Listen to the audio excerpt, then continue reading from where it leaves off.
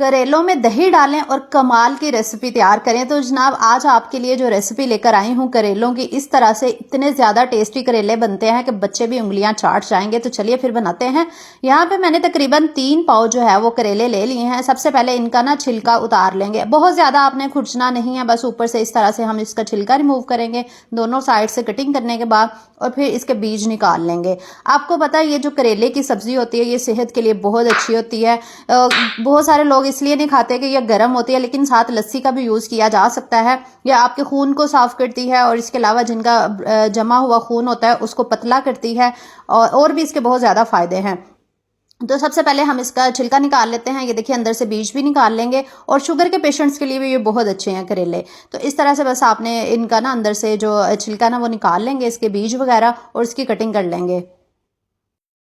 आप जिस तरह की कटिंग करना चाहते हैं आप इसकी कटिंग कर सकते हैं। मैं इस तरह से कटिंग करती हूँ, तो आप लोग भी सेम कर सकते हैं। अगर आप इस तरह से करना चाहें तो इस तरह ना अच्छे लगते हैं, लुक भी बड़ी प्यारी आती है। तो करेलों की बहुत सारी इंशाल्लाह आज के इसमें वीडियो में आपके साथ टिप्स भी शेयर करूँगी, इसलिए वीडियो को जल्दी से लाइक कर दें। तो यहाँ पर करेले हमारे कट चुके हैं।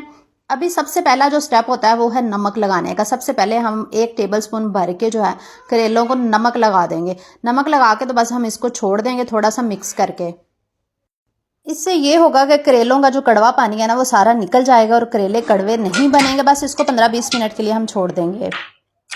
तो जनाब उसके बाद हम प्याज़ों की भी कटिंग कर लेते हैं। यहाँ पे मैं प्याज काट रही हूँ। मैंने 3 से 4 मीडियम साइज़ के प्याज लिए हैं, और आपको पता है जो प्याज होते हैं वो करेलों में ज़्यादा डाले जाते हैं। तो बस यहाँ पे 20-25 मिनट गुजर चुके थे। अभी हम एक स्ट्रेनर लेते हैं, उसके अंदर जो है मैंने डाल दिया है ये बड़ा सा मेरे पास वो है छानना जिसको कहते हैं। उसमें डाल के ना आपने इसको अच्छे से वॉश कर लेना है। मैंने इसमें थोड़ा सा पानी डाला, इसको वॉश किया, लेकिन अब मैं खुले पानी में इसको वॉश करके तो फिर आपसे मिलती हूँ।